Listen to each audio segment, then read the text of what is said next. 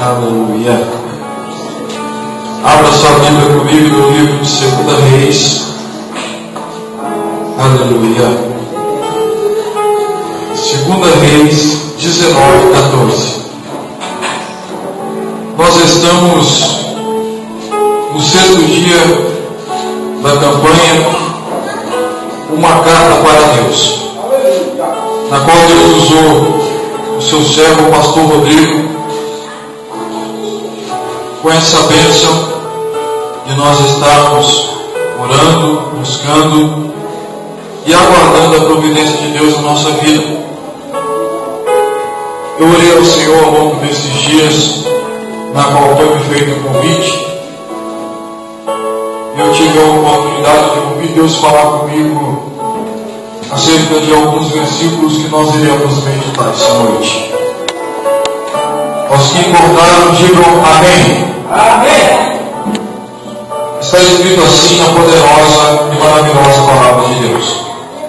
2 Reis 19:14. Tendo Ezequias recebido a carta das mãos dos mensageiros, leu-a. Então subiu à casa do Senhor, estendeu-a perante o Senhor, e orou perante o Senhor, dizendo: Ó Senhor, Deus de Israel, que estás entronizado acima dos querubins, tu somente és o Deus de todos os reinos da terra. Tu fizeste os céus e a terra. 16. Inclina, Senhor, o ouvido e ouve. Abre, Senhor, os olhos e vê. Ouve todas as palavras de Senaqueribe, as quais ele enviou para afrontar o Deus vivo. Até a igreja pode se assentar em nome de Jesus. Meu Deus. Aproveita a oportunidade e já vai dando glória. Bem glória. Aleluia. Glória a Deus. Meu Deus. Eu buscando a presença do Senhor ao longo desses dias, eu tive a oportunidade de ler. Segundo a Bíblia, tudo começou, toda a dificuldade que Israel começou a passar nesse período, tudo começou quando começou a reinar em Israel um rei chamado Acabe. A Bíblia diz que esse rei, Acabe, ele se casou com uma mulher chamada Jezabel. E através dessa mulher, Israel começou a trazer para dentro do seu povo imagens para ser feita idolatria, culto de sacrifícios e outras coisas abomináveis aos olhos do Senhor. E a Bíblia diz que Acabe morreu, e depois de Acabe reinou aproximadamente entre 20 a 25 reis. Eu não consegui contar todos. Só que a Bíblia diz que em meio a todos esses reis que reinaram antes de Ezequias, a metade deles fizeram o que era bom aos olhos do Senhor, mas a metade deles fizeram somente coisas que desagradavam a Deus. E segundo a história, sempre quando vinha um e fazia coisas que desagradavam a Deus, Deus levantava o outro, matava aquele desobediente, e aquele que vinha depois, ele vinha e reinava por um tempo maior, fazendo coisas que agradavam a Deus. O que isso tem a ver com os nossos dias de hoje, igreja? Dentro da casa do Senhor, dentro do nosso povo, ainda tem o trigo e o joio que Jesus mencionou. Mas isso não quer dizer que o joio ele seja diferente do trigo e ele não mereça o favor de Deus. A Bíblia diz que Ezequias, ele recebeu uma carta escrita por um homem chamado Rabissaque. Ele sentiu uma amargura muito grande no coração, porque Ezequias, ele era um rei que ele tinha colocado o desejo no coração dele de fazer tudo aquilo que agradava a Deus. E de repente, devido a grandes erros que a nação de Israel estava cometendo, que desagradava a Deus, o povo de Israel estava prestes a ser levado cativo ou a pagar um preço caro pela desobediência. E a Bíblia diz que Senaqueribe, por onde ele passava, ele sitiava todos os reinos. Ele matava, destruía, ele matava criança, matava mulher, roubava, massacrava todas as populações por onde ele passava. E a palavra de Deus diz que quando ele chegou diante ali do povo de Deus, ele mandou um homem de sua confiança escrever uma carta. E eu, analisando esses versículos aqui, no capítulo 18, no versículo 19, eu me deparei com uma frase escrita por esse homem, mencionada por Senaqueribe. Que confiança é essa em quem te estribas? O único sumo que eu conheço, aleluia, é o Todo-Poderoso Deus. E todo aquele que serve a Ele. É de conhecimento dos irmãos que a palavra sumo, ela é mencionada, não é um título dado para o representante do Senhor, ou aquele que é separado por Deus para conduzir o povo de Deus. Arão foi o primeiro sumo sacerdote de Deus. E segundo a história de Israel, todo aquele que era o líder espiritual da época, ele era chamado como sumo sacerdote. Ele, nos dias de hoje, ele é citado como o pastor da nossa igreja. É aquele que tem o bem de direcionar o povo. E aqui nesse versículo, esse homem chamado Rabi Saqué, ele se refere ao seu rei como o sumo rei. Na minha opinião, aquele homem estava errado. De sumo só se for suco de laranja que ele tinha. Por que laranja? Laranja em mundo significa alguém que é usado por outra pessoa. Senaqueribe, ele só estava onde ele estava porque Deus estava permitindo. Ele só estava destruindo tudo aonde ele passava, derrubando tudo quanto é estado de idolatria, porque Deus estava permitindo. Ele só estava alcançando. Ele só estava tendo a oportunidade de sentar naquele trono que ele estava sentado, porque Deus estava permitindo. E Senaqueribe, ele estava com as costas grandes, pastor. Ele estava achando que ele era o bom da boca, ele estava achando que ele estava mandando. Que tudo que ele estava conquistando era pelo braço dele. E ele estava se esquecendo que Deus não divide a glória dele com ninguém. E a Bíblia diz que ele devastou tudo. Só que ele chegou diante do povo de Deus. E a palavra de Deus nos relata que, aleluia, Ezequias pegou aquela carta de afronta que aquele homem disse. E ele leu a carta. E a palavra de Deus nos relata no capítulo 19, no versículo 1, que ele, em sinal de angústia, ele rasgou as suas vestes reais, ele se cobriu de pano saco, jogou cinza na sua cabeça. Isso simbolizava, sabe o que, igreja? Isso simbolizava nada mais, nada menos que Ezequias reconhecia que ele não era ninguém diante do Senaqueribe. Mas aquele na qual ele depositava sua confiança tinha todo o poder. Quando o Senaqueribe mencionou naquela carta, quem é esse que você confia tanto? Por acaso é o exército de Faraó? Aí ele cometeu um grande erro da vida dele. Meu Deus não é Deus 10 para ser comparado com o exército de Faraó. Meu Deus é o Todo-Poderoso. Aleluia. Olha para o rosto do irmão e pode para ele assim: se a situação está difícil, Deus é o Todo-Poderoso na sua vida. Aleluia.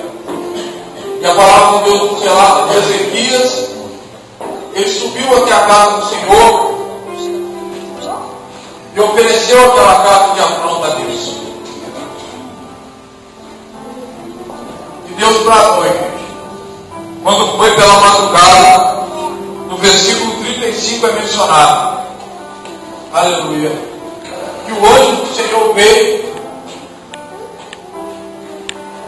e feriu no arraial dos assírios 185 mil soldados. Eu, analisando esses nesses versículos eu descobri uma coisa muito interessante. Quem aqui nunca ouviu um pregador dizer que orar de madrugada é melhor, porque a filha é mais pura?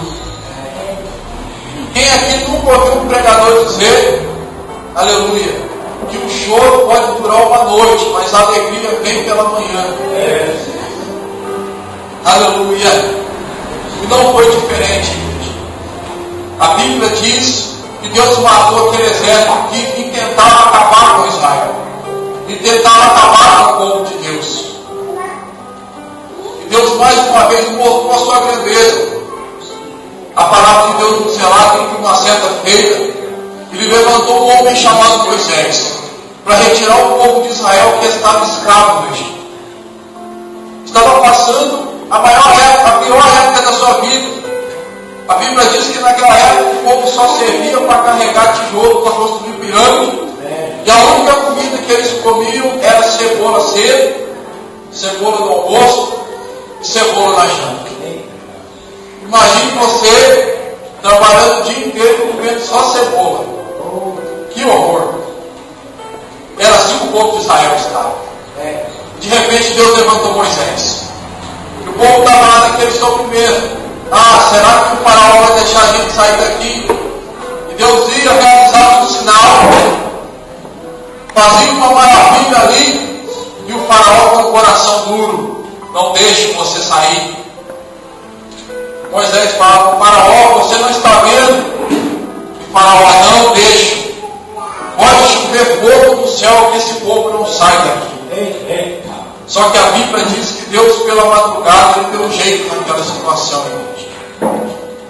Ele mandou que o povo de Israel cingisse o portão da sua casa com sangue de cordeiro. E naquela madrugada Deus feriu os primogênitos do Egito. E o povo de Israel saiu livre de lá. Aleluia! Glória a Deus! Olha o irmão que está do seu lado e fala com ele assim: Deus não livra da prova. Deus livra é na prova. Deus tem poder para livrar da prova. Se Ele livrar você da prova, você vai ficar tranquilo. Você não vai querer orar mais. Você não vai querer buscar mais. Você entendeu agora porque tem tanta prova na sua vida e na minha vida? É porque Deus quer ouvir sua voz. Deus quer ouvir o seu clamor. Eu não sei como está a sua família. Eu não sei como está a sua casa. Mas pega essa casa como você tem feito ao longo dessas 6 semanas que se passaram. Pega essa casa mais uma vez, leva ao trono de Deus. Você está dentro do trono de Deus essa noite. Você está dentro da casa de Deus. Ofereça a casa para Deus. Fala para Ele. Aleluia. Será que Ele se levantou? Mas Ele se levantou para cair, porque o nosso Deus é maior. O nosso Deus é soberano. O nosso Deus é o todo poderoso. Eu ouvi aqui na quinta-feira passada que haja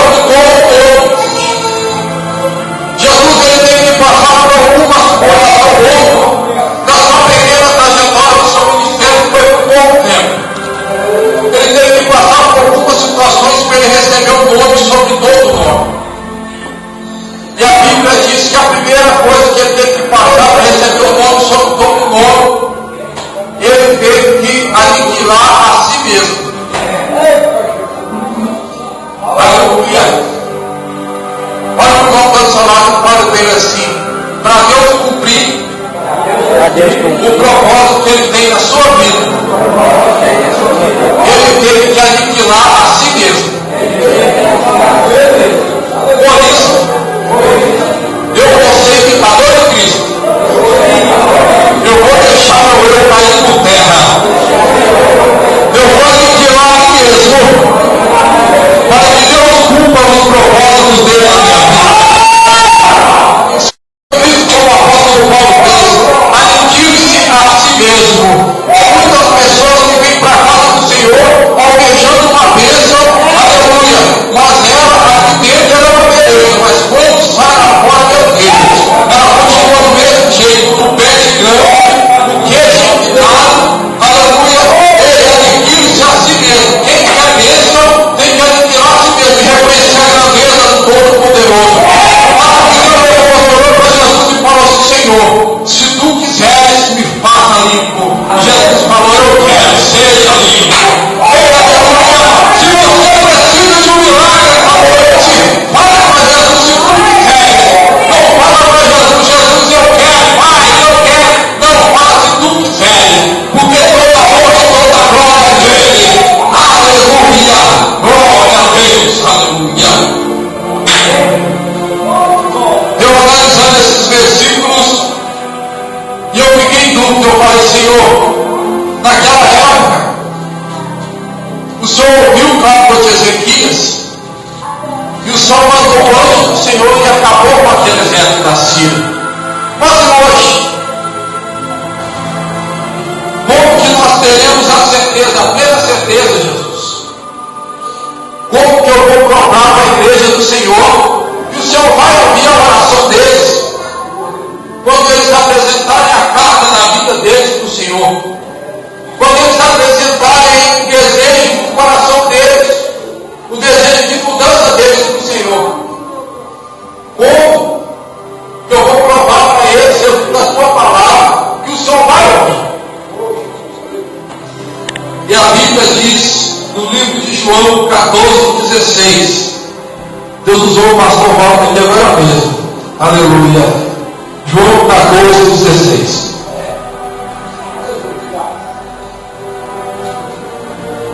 Está escrito assim na poderosa palavra de Deus: eu rogarei ao Pai, e Ele vos dará outro Consolador, a fim de que esteja para sempre convosco. A palavra outro Consolador, sabe o que ela significa, igreja? A palavra outro Consolador significa: Ele pode tudo que eu posso. O que Jesus estava querendo dizer? Eu vou para o Pai, mas eu vos darei outro Consolador. Eu faço milagre, o outro Consolador também faz. Eu repreendo enfermidade, o outro Consolador também faz. Eu repreendo demônio, o outro Consolador também repreende. Eu faço boca de peixe e na caixa eletrônica, o outro Consolador também pode. Aleluia! Tudo que eu posso, Ele pode. Eu vou para o Pai, mas eu vou enviar Ele para vocês. Aleluia! Seja fiel, porque o outro Consolador veio, Ele veio, igreja. Ele veio essa noite. No livro de Lucas, no capítulo 8, versículo 1. Aleluia, se não me engano. Está escrito assim: a rainha do sul veio dos confins da terra para buscar a sabedoria de Salomão, mas eis que aqui está aquele que é maior que Salomão. Aleluia. Os ninivitas contemplaram, aleluia, a pregação de Jonas, mas eis que aqui está esta noite aquele que é maior que Jonas. Aleluia. Aqui não pode ter o maior pregador do mundo, se não tiver com ele não adianta nada. Tem que ter Consolador com ele. Aleluia. A palavra de Deus é viva e eficaz. Aleluia. O Consolador dele veio para findar e para afirmar e para fortalecer a palavra de Deus no nosso coração. Aleluia. Pode ter a plena certeza, igreja. Toda oração que você fizer, o Consolador ele veio. Ele pegar a sua oração e levar ao Pai. Tem gente que ensina por aí que para a oração chegar no Pai tem que acender vela. Tem gente que ensina por aí que para a oração chegar até o Pai tem que dobrar o joelho diante do pedaço de barro. Isso é mentira. Você precisa do Consolador. Você precisa do Consolador. Aleluia. Só o Consolador em você vai levar a sua oração ao Pai. Aleluia. Glória a Deus. É o Consolador que dá jeito naquilo que ninguém dá jeito. É o Consolador. O Consolador, ele é a verdade, como foi mencionado aqui. E a verdade também é a palavra de Deus. A verdade é o Todo-Poderoso Jesus. Igual a isso, eu vou estar convidando a igreja para ficar de pé. A gente está fazendo mais uma oração. Eu aprendi que campanha é preparação para a guerra. Quando você viu o exército, fazer a função de campo uma vez, igual isso, eu vi o sargento olhar para mim e falar assim: vocês preparam, porque semana que vem é semana de campanha no campo. Eu passei uma semana no meio do mato carregando um fuzil de 5 quilos, uma mochila de 20 quilos. Imagina o frio nadando naquela água de palma de madrugada. E com uma faca pesando quase 3 quilos nas costas. E nadando naquela água com o parecendo que estava na maratona. E o sargento gritando: vai, senão você vai morrer afogado. Campanha é preparação para a guerra. Aleluia. Você não acredita que ele levantou, mas hoje Deus vai levantar por cima dele mais uma vez. Hoje Deus vai mostrar qual você vai querer aqui. Você vai querer estar afogado, está achando que alguém para afogar Deus, mas hoje Deus vai passar por cima dele.